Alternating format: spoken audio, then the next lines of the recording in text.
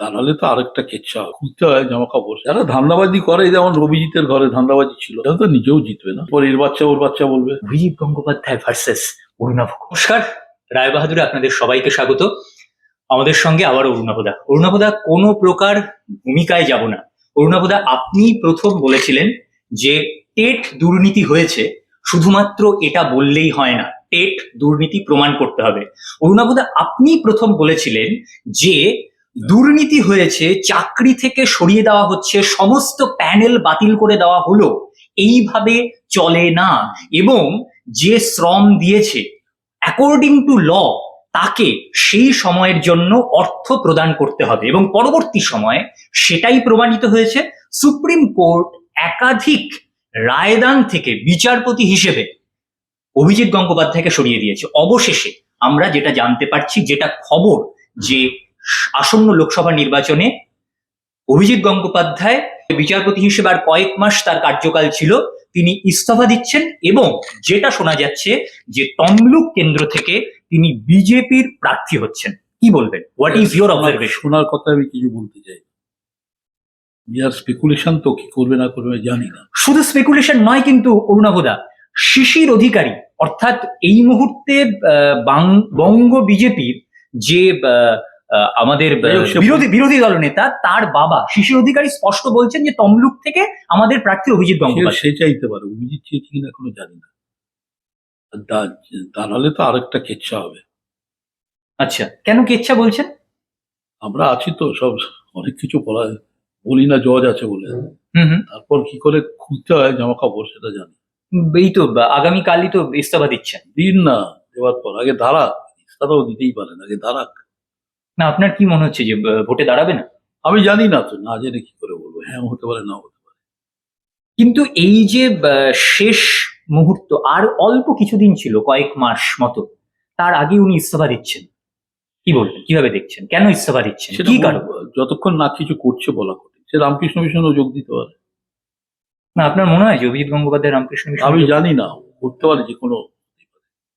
কিন্তু একটা বিষয় বলুন, যে প্রচুর স্পেকুলেশন ছিল, আপনি বিভিন্ন স্টেটমেন্ট অভিজিৎ গঙ্গোপাধ্যায় সম্পর্কে বিভিন্ন সময় রেখেছেন, এবং বিভিন্ন সমালোচনা হয়েছে। অরুণাভ ঘোষ কোট আনকোট বহু সমালোচনারও শিকার হয়েছে, কিন্তু এক একটা ঘটনা সময়ের সঙ্গে সঙ্গে এগিয়েছে, এবং অরুণাভ ঘোষ যেমনটা বলেছেন তার অধিকাংশ মিলে গেছে। এবং আপনি এমনও বলেছিলেন যে তার ভেতরে কোনো এমন রাজনৈতিক উদ্দেশ্য লুকিয়ে নেই, তো অনেকটা সেই দিকেই যাচ্ছে। কি বলবেন? খারাপ তো, যদি রাজনৈতিক উদ্দেশ্য থাকে খুবই খারাপ, আর দাঁড়ানো উচিত না। কেন দাঁড়ানো উচিত না বলছেন? এতদিন বিচারপতি ছিল, 4-5 বছর বাদে দাঁড়াক না, এখন দাঁড়ানো ঠিক না। অরুণাবদার, সেই আমি ঘটনার উল্লেখ করব, আপনার মনে থাকবে সেই এজলাসে যে বাকবিতণ্ডা, যেটা নিয়ে চারিদিকে রীতিমতো শোরগোল পড়ে গিয়েছিল। আপনি বলছেন যে can you deny reporters are entered in your chamber easily, and at that moment Abhijit Gangopadhyay বলছে so what, is there any kind of problem? আপনি বলছেন যে না, but you haven't any idea about the law and you don't know the ABCD of law. এবং সেই সময় অভিজিৎ গঙ্গোপাধ্যায় বলছে I will send you the prison, সেই বিখ্যাত যে বাকবিতণ্ডা। এবং পরবর্তী সময়ে কিন্তু আপনি যা যা বলেছেন, এই যে you don't know the law ABCD, অনেক ক্ষেত্রে সেইটা পুরোপুরি উনি ABCD জানেন কি জানেন না সেটা অন্য বিষয়, কিন্তু সুপ্রিম কোর্টের একাধিক রায় কিন্তু সেই দিকেই গেছে। কি বলবেন? আমাদের জনগণ যেমন, মানে অজ্ঞতাই শক্তি তাদের। যে জজ যত ভাট বকতে পারবে সে তত পপুলার আইনের বাইরে গিয়ে। বিচার বলে কিছু নেই, আসল কথাটা বিচার হলো পদ্ধতিতে যেখানে তোমায় পৌঁছবে সেইটাই তোমার রায়। বিচার বলে কিছু নেই। লর্ড হোমস, আমেরিকান সুপ্রিম কোর্টের প্রধান বিচারপতি বলছিলেন যে যেখানে তোমায় নিয়ে যাবে আইনটা সেটাই রায়। বিচার বলে ওটা নেই। সেইভাবেই আমি বলি, সবসময় ভেবে বলি, মেপে বলি, কোনটা বলবো কোনটা বলবো না। অরুণাবদা, একটা বিষয়, এই যে বেশ কিছু আইনজীবী এবং বেশ কিছু বিচারপতি, তাদেরকে বলা হচ্ছে, একাংশ বলছেন যে তারা নাকি মাসিহা, তারা নাকি জনগণের ভগবান, এই রকম স্টেটমেন্ট একাংশের মিডিয়াও বলছে, কিভাবে দেখছে? যারা ধান্দাবাজি করে, যেমন অভিজিতের ঘরে ধান্দাবাজি ছিল, কিরকম ধান্দাবাজি? ওই ঘরেই ওর রায় হতো, ওই 5-6 জন করতো। আচ্ছা, এগুলো আর বলছি না। বলুন না, না, বলছি না। জনসাধারণ জানতে চায়। বলছি না এই কারণে, তাদের এখন এখন কে দেখবে তাদের? এখন কে দেখবে বলতে? কোন বিচারপতি দেখবে?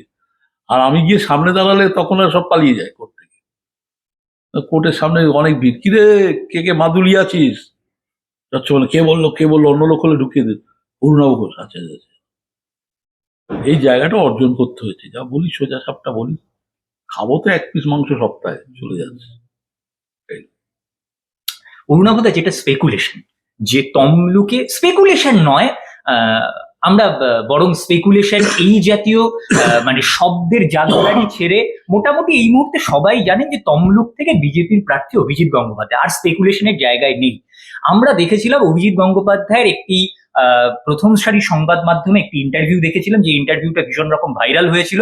সেখানে তার বিভিন্ন স্টেটমেন্ট, তার ঘরে ঋত্বিক ঘটকের ছবি, সেখানে লেখা ভাবা প্র্যাকটিস করো, তারপর তার বইমেলায় যাওয়া, তারপর ইনসেপ্ট যাত্রার বই হাতে ছবি তোলা, এবং তার যে স্টেটমেন্ট যে বিকাশ রঞ্জন ভট্টাচার্যের পায়ের কাছে বসে আইন শিখেছি, সেই অভিজিৎ গঙ্গোপাধ্যায়, এহেন অভিজিৎ গঙ্গোপাধ্যায় বিজেপিতে, কি বলবো? সে দেখো, এদের কোনো নীতি বলে কিছু নেই। বিকাশ দাকে গুরু বললো, আবার চলে গেল। বিকাশ দাও ঠিক আছে, ওর মাথায় পা দিয়ে যা যা করে করার করে নিয়েছে। এদের কিছু মাথায় পা দিয়ে কি করেছে? গুরু বলে, গুরু যা বলবে সেটাই সত্যি হতে হবে। বিকাশ দাকে দোষ দিচ্ছি না, দোষ এও আবার দিচ্ছি যে তোমার আইডিওলজি আর প্রফেশন দুটো এক করে দেখা উচিত। বিকাশদার মতে প্রফেশন আলাদা, আইডিওলজি আলাদা, আমি বিশ্বাস করি। এই জায়গাটা আছে।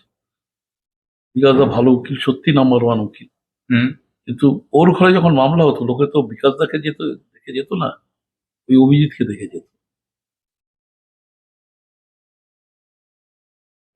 এই অভিজিৎ গঙ্গোপাধ্যায় বলেছেন, বিভিন্ন রায় দিয়েছেন, যারা দীর্ঘ সময় ধরে আন্দোলন করছেন, চাকরি প্রার্থীরা এখনো আন্দোলন করছেন, সেই সমস্ত ছেলে মেয়েগুলোর ভবিষ্যৎ তাহলে আলটিমেটলি কি? আপনি যেটা বলেছিলেন যে শেষমেশ কিছুই হবে না, সেই দিকে কি যাচ্ছে? তাই তো, আগে তোমায় বিচার করতে হবে, আইনের কথা বলতে হবে। মুখে একটা স্টেটমেন্ট করে দিলে তোমরা সাংবাদিকরা আছো, আরে বাবা কি বললো।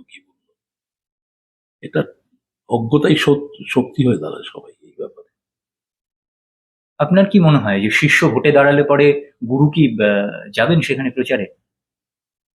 না, বিকাশ তো নিজেও জিতবে না, সেটা ব্যাপার। হাইকোর্টেও যেতে না, কোনোদিন যেতেনি। বার কাউন্সিলে দাঁড়িয়েছিলেন, শোচনীয় রেজাল্ট, তো বাইরে বিকাশ দা সেদিকে বুদ্ধিমান লোক, সেই কারণে কি এখন আর দাঁড়ায় না? তা জানি না, ঠিকই তার যা কাজ, ভালো লয়ারই। আরেকবার অভিজিৎ গঙ্গোপাধ্যায় প্রসঙ্গে ফিরবো। বারংবার যখন আপনার ইন্টারভিউ করছে অভিজিৎ আসবেই, অভিজিৎ গঙ্গোপাধ্যায় এও বলছে যে আজকে এই যে উনি রাজনীতিতে পদার্পণ করছেন, বৃহত্তর রাজনীতিতে আসছেন, তার জন্য তিনি শাসক দলকে ধন্যবাদ দিতে চান। শাসক দলই নাকি তাকে চ্যালেঞ্জ করেছিল যে আসুন না, বারণ করছে। অনেক রকম অজুহাত তো থাকে ধান্দাবাজদের, এটা একটা ধান্দাবাজি অজুহাত। আপনি কি তাহলে অভিজিৎ গঙ্গোপাধ্যায়কে সরাসরি ধান্দাবাজ? একদম, আর কি বলবো, বলছি ক্যামেরার সামনে। ও কি তাহলে ধান্দাবাজির জন্যই রাজনীতিতে যাচ্ছে? হ্যাঁ নিশ্চয়ই, কিসের জন্য যাবে? কিন্তু অভিজিৎ গঙ্গোপাধ্যায় যে বলছে যে বিচার ব্যবস্থার বেশ কিছু বাধা রয়েছে, অনেকে কোর্ট অব্দি পৌঁছতেই পারে না, অনেকে তার কাছে আসতেই পারে না। এবার রাজনীতির ময়দানে এসে উনি নাকি আরো বৃহৎ সংখ্যক মানুষের কাছাকাছি পৌঁছে যেতে পারে। কথা কে শুনবে? জন্য বিচারপতির কথা ভয় মান্যতা দিত, এরপর কে দেবে ওকে? এরপর এর বাচ্চা ওর বাচ্চা বলবে নিজ থেকে। এতদিন মাইলট বলতে, এখন এর বাচ্চা ওর বাচ্চা বলবে, ঠিকই আছে। সেটা অভিজিৎ গঙ্গোপাধ্যায় মেনে নিতে পারবেন? সেটা আমি জানি। আচ্ছা, এই যে ধান্দাবাজিরা সব মেনে নেয়, যা বলবে তাই মেনে নেবে। আচ্ছা, অভিজিৎ গঙ্গোপাধ্যায়ের লড়াই, উনি যেটা বলছেন যে আমি দুর্নীতির ব্যাপারে জিরো টলারেন্স, এটা বলেছেন, এবং সেই জায়গা থেকে অভিজিৎ গঙ্গোপাধ্যায়ের কোট আনকোট উত্থান। উনি যে দলে যাচ্ছেন সেই দলেও তো একাধিক দুর্নীতির অভিযোগ, শুধুমাত্র রাজ্যে নয়, কেন্দ্রে ভুরি। উনি সেই জায়গায় এক্সিস্ট করতে পারবেন? জানি না, মেনে নিতে হবে সব। না, এই কাউন্টার যুক্তির জায়গাটা আসবে না, মেনে নিতে হবে। হরিদাস হয়ে যাবে, কে চেনে ওকে? বিচারপতির পদ চলে গেলে কে চিনবে? একটা লাইনে গা ভাসাতেই হবে দলীয় রাজনীতি। অধীর চৌধুরী বলেছেন যে অভিজিৎ গঙ্গোপাধ্যায়ের মতো মানুষ রাজনীতিতে স্বাগত, উনি রাজনীতিতে এলে পরে আমি ওর পাশে এসে দাঁড়াবো, উনি মুখ্যমন্ত্রী হিসেবে কন্টেস্ট করুন আগামী বিধানসভায়। এর আগে বেশ কিছুদিন আগে স্টেটমেন্ট, কি বল? এটা অজ্ঞানতার কারণে বলেছে, জানলে হতো না।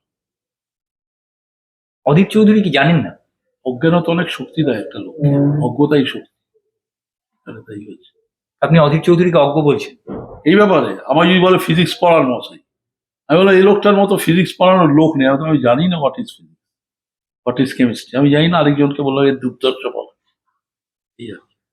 তিনি এমনি ছেলে ভালো, কিন্তু না বুঝে বলে দিয়েছে, মুখ্যমন্ত্রীর ক্যান্ডিডেট বলে দিল। তাহলে তোমরা ভাই আছো কি করতে? একটা রাজনীতিবিদ তারা আছে কি করতে? মুখ্যমন্ত্রীর ক্যান্ডিডেট একটা জজকে এখান থেকে বসিয়ে দেবে। অরুণাভদা, আপনি এও বলেছিলেন এই যে এক শ্রেণীর বিচারপতি Abhijit Gangopadhyay, Amrita Sinha, they all are very much, তারা লাইমলাইট, প্রচারের জন্য তারা একদম লালায়িত। এই স্টেটমেন্ট আপনারই। অতএব অভিজিৎ গঙ্গোপাধ্যায় কোথাও কি রাজনীতিতে এলেন এই প্রচারে আরো গা ভাসিয়ে দেওয়ার জন্য, প্রচারের আমি জন্য? জানি না, সেটা ওর ব্যাপার জানি না। এমনও বলা হচ্ছে অভিজিৎ গঙ্গোপাধ্যায়কে আগামী বিধানসভা নির্বাচনে বিজেপি মুখ্যমন্ত্রী পদপ্রার্থীও করতে পারে। করতে পারে, অসুবিধা কি আছে? আপনি যোগ্য মনে করেন যে মুখ্যমন্ত্রী পদপ্রার্থী মমতা বন্দ্যোপাধ্যায়কে কন্টেস্ট করার মতো যোগ্যতা রয়েছে? মমতার সঙ্গে কোনো তুলনা চলে না, এটা বলে লাভ নেই। না, মুখ্যমন্ত্রী পদপ্রার্থী যদি বিজেপি করে তাহলে তো সেই একটা তুলনা চলেই আসবে। আদৌ কি কোনো যোগ্যতা রয়েছে? আমি বলি না কোনো যোগ্যতা। আমি বলি, হ্যাঁ, বুদ্ধ ভট্টাচার্য আমার খুব প্রিয় লোক, কিন্তু তাকে যেতে সিপিএম এর জন্য তিনি যেতে পারবেন। তো মমতা ব্যানার্জি এমন একটা লোক, তার জন্য পার্টিটা যেতে, ডিফারেন্সটা এই দেখি আর রিয়ালিটি। রাজনীতিতে এসে তিনি মাস লিডার হয়ে উঠতে পারবেন বা হোক সাকসেসফুল না রে হবেন? বাবা, হোক না মাস লিডার, আমাদের মতো লোক আছে তো, মতো এত রয়েস হয়ে বলবো না। আজকেও বা রয়েস হয়ে বলছেন কেন? রয়েস হয়ে তো বলছি না। না, আপনি যে যে লেভেলটা বিচারপতিদের প্রতি দেখানো না, সেই লেভেলটা রাখছি।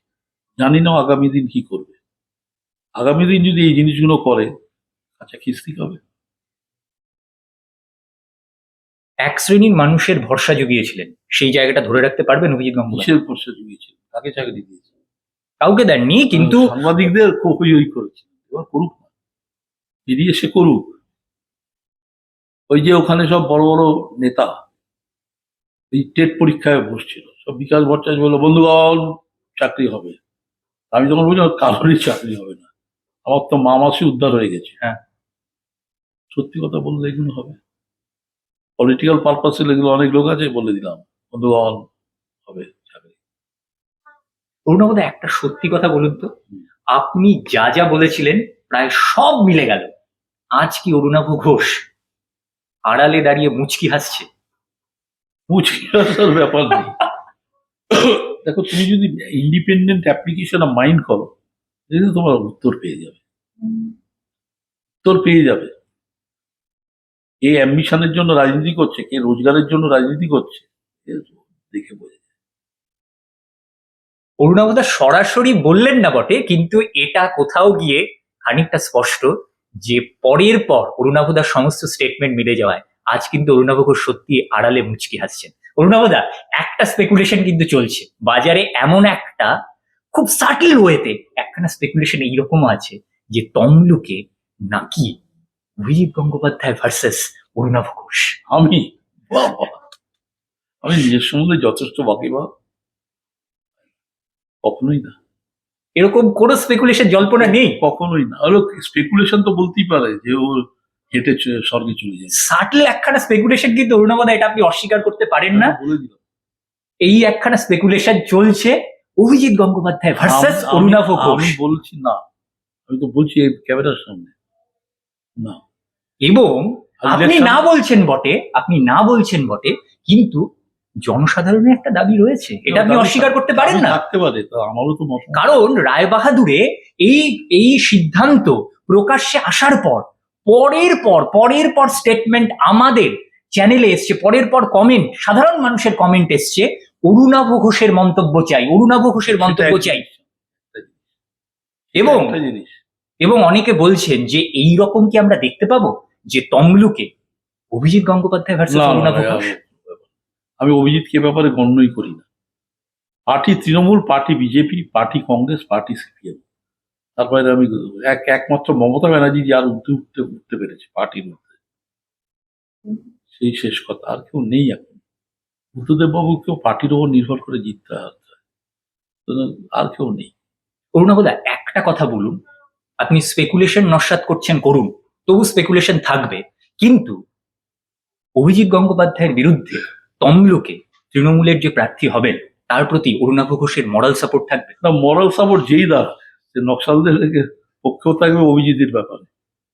আজ অব্দি জজগিরি করে কাল করলাম, একটা অ্যাম্বিশনের জায়গা করে ফেললাম, পলিটিক্সকে অ্যাম্বিশনের জায়গা করতে আমি করতে দিতে না।